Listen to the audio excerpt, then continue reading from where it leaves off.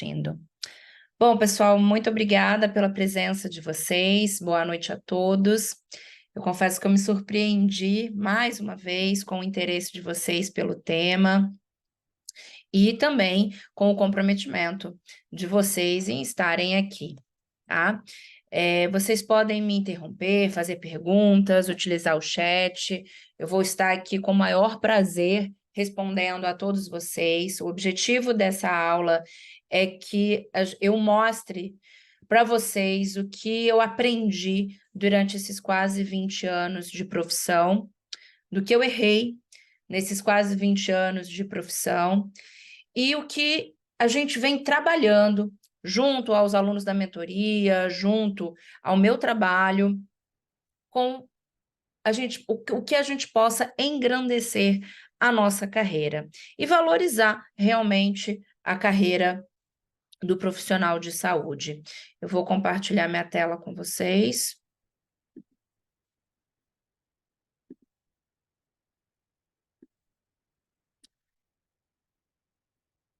Então, vocês me avisem se vocês estiverem com algum problema na visualização dessa tela.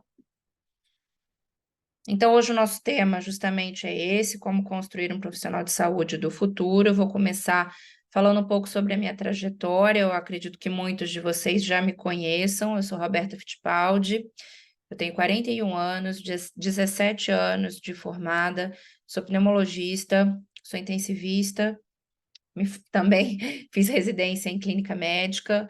Hoje eu trabalho no Hospital Albert Einstein, em São Paulo, como pneumologista, e trabalho como intensivista na UTI respiratória do INCOR, da Faculdade de Medicina da Universidade de São Paulo.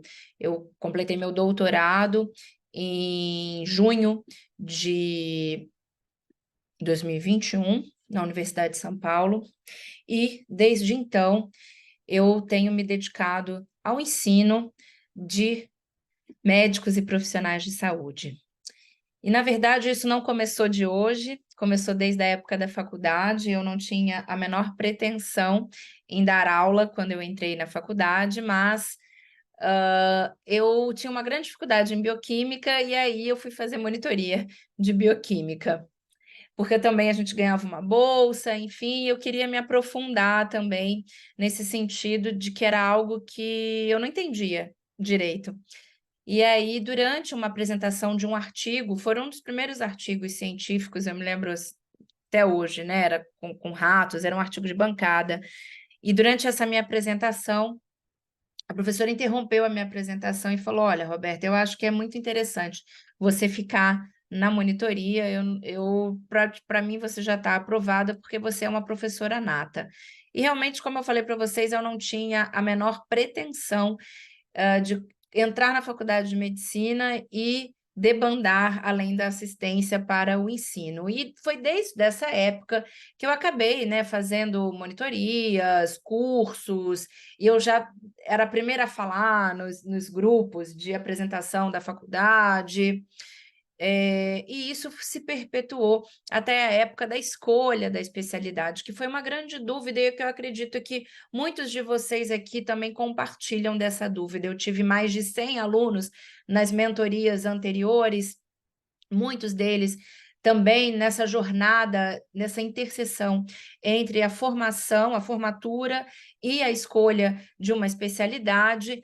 E a gente ajudou a esses alunos, de alguma forma, a entender o mercado da residência, porque sim, é um mercado, é um fato que é um mercado, o mercado da especialidade, e olhar a residência de uma forma não só como um conhecimento adquirido, mas de algo que vai ser construído para o seu futuro.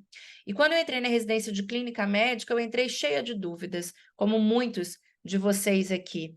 E durante a residência de clínica, essas dúvidas elas iam até se somando a outras situações e a situações, problemas e a dificuldades e a desafios que a gente era imposto durante esse período da residência. Eu costumo dizer que a residência de clínica médica ou qualquer outra residência, ela te dá calo, ela te dá uma casca para você começar a enfrentar o que realmente é assistência, porque a faculdade não te dá.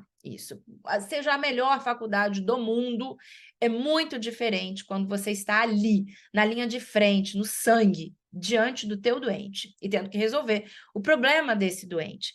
Então, eu tive durante essa minha formação como especialista, eu tive uma formação muito cartesiana, muito acadêmica, em que o médico ele era o centro, ele era a última palavra, e ele estava ali para cuidar, curar, confortar e acabou.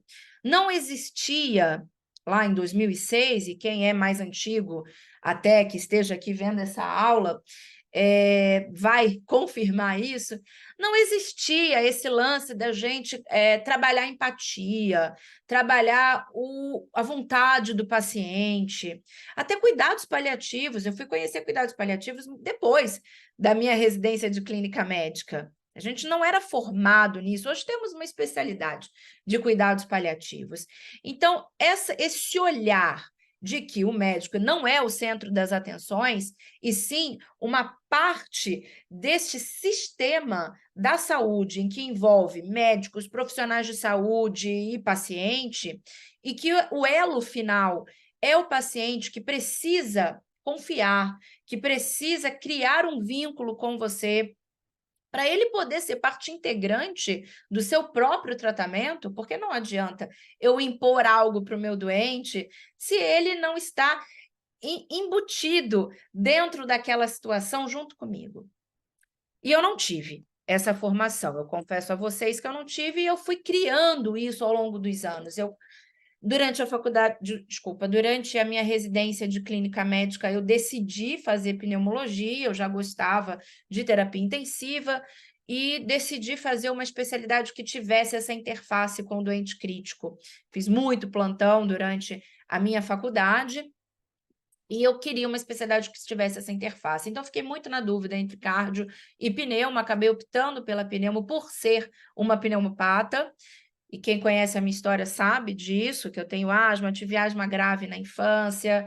Nos anos 80, a gente não tinha o arsenal terapêutico que nós temos hoje para o doente asmático.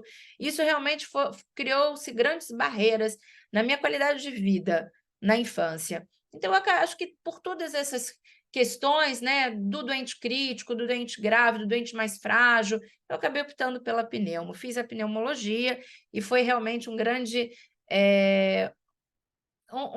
felicidade estar para mim dentro. Eu fiz todos, né, essa minha formação de residência dentro da UFRJ, e eu não tinha a menor noção do mercado de trabalho. Eu não tinha a menor noção do futuro que viria para mim quando eu saísse daquela redoma da instituição. Então, eu via, né, nós ali protegidos dentro de uma instituição hiperacadêmica, com pesquisa, com assistência, e eu não conseguia ver o futuro além daquilo. E eu não tinha mentores, professores, staffs que conseguiam vislumbrar o que um recém-formado poderia fazer diante do mercado de trabalho tão complexo da saúde. Eu não tive nenhum tipo de orientação. Conversava com um, conversava com outro, mas um direcionamento, é aí que eu falo que eu tive muitos erros e acertos. Um direcionamento real, eu não tive. E hoje eu estou aqui realmente como um propósito da minha vida para ajudar outros profissionais de saúde a abrirem essa mente dentro do mercado da saúde, que atualmente está hipercomplexo. Atualmente é um mercado que exige demais da gente, não só do ponto de vista acadêmico, mas também do ponto de vista de inteligência emocional e do ponto de vista de comunicação. Eu gosto de falar que o médico, porque o profissional de saúde, antes de qualquer coisa, ele precisa saber se comunicar. É algo que a gente fala muito, quem já foi aqui da minha mentoria, eu estou vendo alguns nomes aqui que foram meus alunos, que foram meus mentorados em turmas antigas, né? Sabe que a gente fala sobre a comunicação, a forma de se falar, a forma de chegar ao paciente. Então, às vezes, o que você fala é entendido de uma forma completamente diferente, e não são quase 20 anos de formatura que eu tenho, e mesmo assim eu ainda sou, às vezes, mal entendida pelos pacientes. Vejam como a comunicação é a nossa porta de entrada. E aí vem toda essa questão de entender o nosso propósito dentro do que nós fazemos. Então, eu sabia o que eu estava fazendo quando eu saí da residência. Só que a raiz disso tudo e a raiz da gente estar dentro de uma profissão e fazer bem essa profissão, desempenhar bem esse papel e, logicamente, chegar ao nosso o que eu faço, é entendermos o porquê que nós estamos fazendo. Então, é entender, o Simon Sinek tem uma palestra muito legal sobre o propósito, sobre o porquê. Ele tem vários livros, eu recomendo a leitura desses livros para vocês. Para, neste momento, em qualquer momento em que você estiver da carreira, às vezes você também tem aí um chão, tanto quanto eu, mas está desmotivado, está aí desalinhado com o seu propósito e vivendo aquela coisa de ir para o trabalho, pagar conta, sair no final de semana ou não, ficar um pouco com a família, se sentir sobrecarregado. Quantas vezes isso já aconteceu comigo? E aí a gente tem que se voltar para o nosso propósito. Por que você está fazendo aquilo? Não é porque você quer ajudar um paciente, é mais do que isso. Qual é o seu propósito hoje na medicina? Então, essa aula ela vai trazer um certo desconforto. E o meu objetivo aqui, e eu acho que todo mundo aqui tá bem maduro para entender isso, que só quando a gente recebe um desconforto, a gente consegue transicionar isso, translocar esse desconforto para algo de mudança. E aí, foi nesse momento de transição da minha carreira, em 2015, 16, mais ou menos, que eu comecei a entender o meu propósito como médica. E foi nesse momento, foi um momento em que eu vivia, eu já era especialista, eu já trabalhava num hospital de referência no Rio de Janeiro, era braço direito de um dos maiores pneumologistas que a gente tem hoje no Brasil, não tenho a menor vergonha de falar, o doutor Arthur Viana, que foi um dos meus mentores na assistência particular. Ele me ensinou a tratar do doente particular, porque até então eu vivia na redoma da universidade. E foi com o Arthur que eu entendi o que era o sistema privado e como que era esse paciente do sistema privado, que é completamente diferente do paciente institucional da universidade, é completamente diferente do paciente SUS assistencial. São nichos diferentes. E aí eu comecei a trabalhar num automático. Por quê? Porque o meu propósito, eu tinha esquecido ao longo desses anos, aquela aula lá de bioquímica que eu apresentei com 18 anos de idade, eu entrei com 18 anos na faculdade, ali estava o meu propósito. E quando eu saí desse propósito, eu estava entrando no automático. Então, eu trabalhava no melhor hospital, ganhava super bem, mas eu tinha muitas dúvidas do que realmente eu estava fazendo ali. E aí, foi que nessa época surgiu um concurso para a Universidade Federal, no Rio de Janeiro. Eu fiz o concurso meio descrente, meio naquela coisa de, não vou passar. Eu era muito jovem, né? Eu tinha acabado de sair da residência. Estava começando como especialista e eu passei nesse concurso. Era uma vaga e eu passei como médica na Universidade Federal do Rio de Janeiro e, posteriormente, como professora assistente na Universidade Federal do Rio de Janeiro. E por lá fiquei. E ali que eu comecei a ressignificar o meu propósito. Eu estava dentro de uma instituição que, além de uma instituição de assistência, era uma instituição de ensino. Então, eu ficava com os alunos, eu ficava com os residentes, e foi dessa forma que eu busquei me aperfeiçoar dentro desse propósito. E aí, em 2017, surgiu a oportunidade de fazer doutorado em São Paulo. Então, realmente foi um susto essa oportunidade, foi um medo de um mundo desconhecido, de algo que eu tinha muito medo do mercado aqui em São Paulo, porque eu via como um mercado muito fechado, principalmente na minha especialidade. E com a cara e com a coragem, eu conversei com a minha professora, minha mestre, minha chefe hoje, que é a professora Carmen Valente, vocês que são da medicina conhecem muito bem. Eu mandei um e-mail para ela, perguntando se ela aceitaria uma aluna de doutorado que ela nunca tinha visto na vida. Falei brevemente o que eu fazia, meu trabalho com assistência, meu trabalho com o ensino, e que eu tinha vontade de fazer um trabalho de pesquisa, e ela muito gentilmente me aceitou e falou, olha, Roberta, você pode vir, venha, se matricule no doutorado e a gente vai fazer a sua tese. E eu vim para São Paulo, com a cara e com a coragem, com uma filha pequena e sem emprego, para buscar o meu propósito, que era ensinar. Eu queria fazer doutorado para que futuramente eu pudesse ingressar realmente numa cadeira acadêmica, numa carreira acadêmica.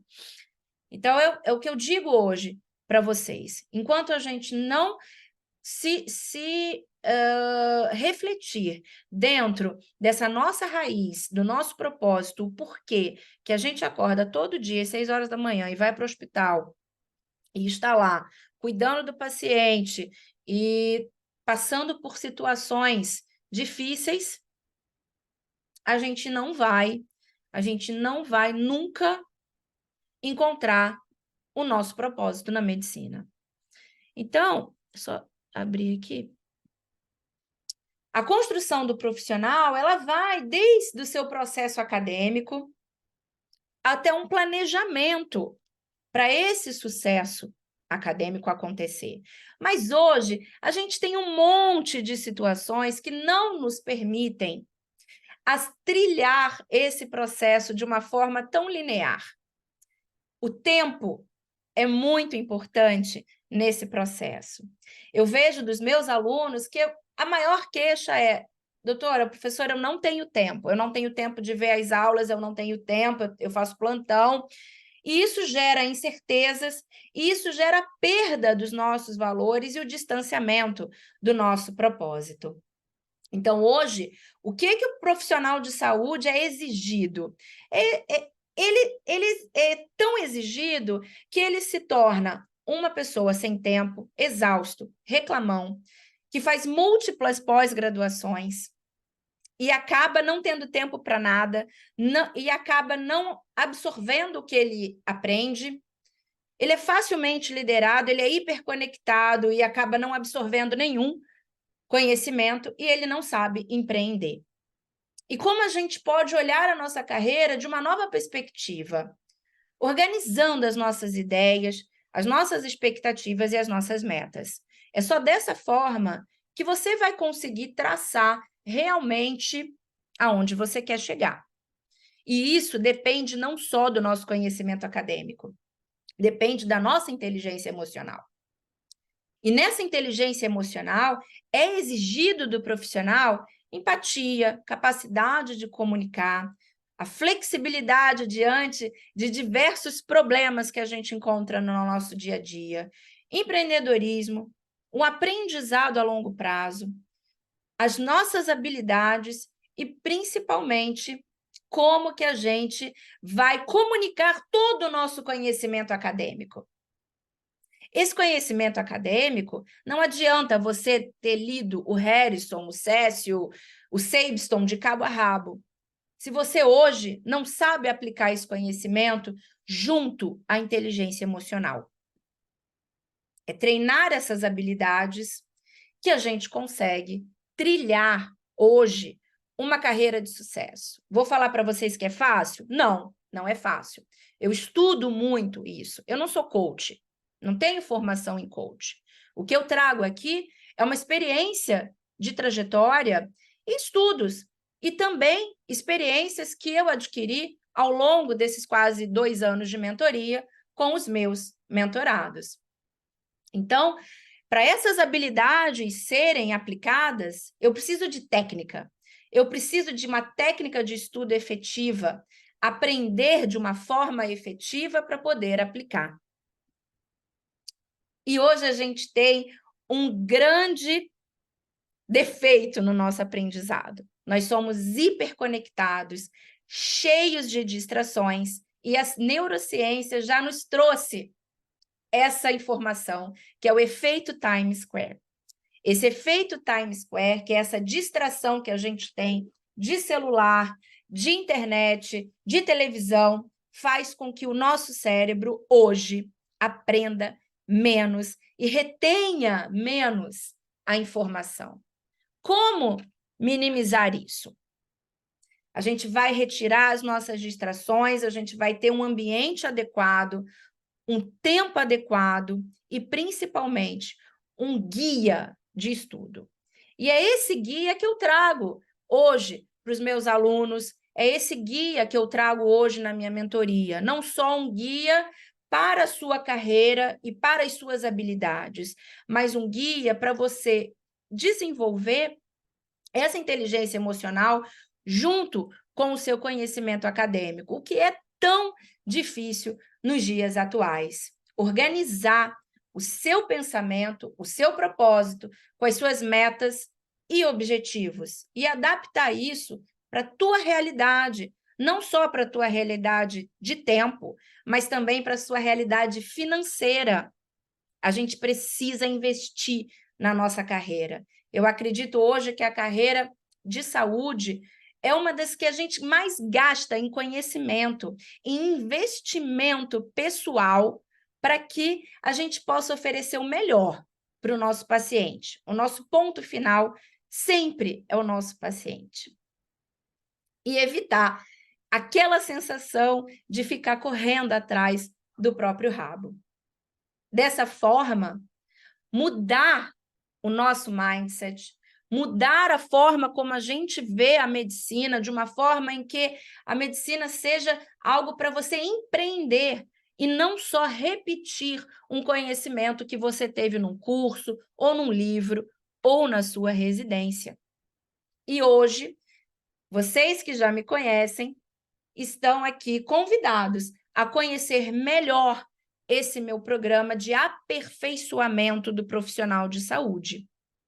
Utilizando essas técnicas da neurociência, utilizando a experiência que eu adquiri ao longo desses anos, os meus erros, os meus acertos, eu hoje trago para vocês um programa muito mais estruturado, de aulas gravadas, de aulas com convidados, de material didático que vai te ajudar a traçar o rumo da carreira que você precisa, que vai te ajudar a correr atrás, a ressignificar o teu propósito na saúde e a trazer melhor benefício, não só para a tua equipe, mas também para o teu paciente. Hoje, eu só vou abrir essa mentoria para pouquíssimos alunos, porque é uma mentoria focada em encontros individuais, para a gente traçar um plano, um objetivo na tua carreira. Eu não tenho como abrir para mais pessoas, portanto, eu faço esse convite para você. Vou deixar essa aula gravada para você rever esses pontos e começar a refletir todos esses pontos que eu falei na tua carreira e o que isso pode impactar no teu futuro. Eu vou abrir para algumas dúvidas, alguns comentários, quem quiser falar, quem quiser se manifestar.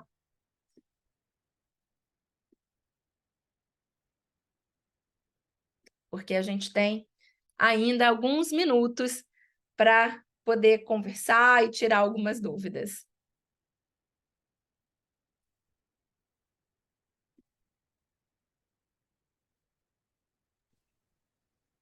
Oi, doutora. Oi, tudo bem? Oi, tudo bem? Tudo bem, eu me chamo Daiane, sou aqui do Paraná. Eu estava me identificando com algumas coisas que você estava comentando, e eu também fiz residência de clínica médica e agora eu me encontro num entrave de qual R3 prestar, com as provas chegando.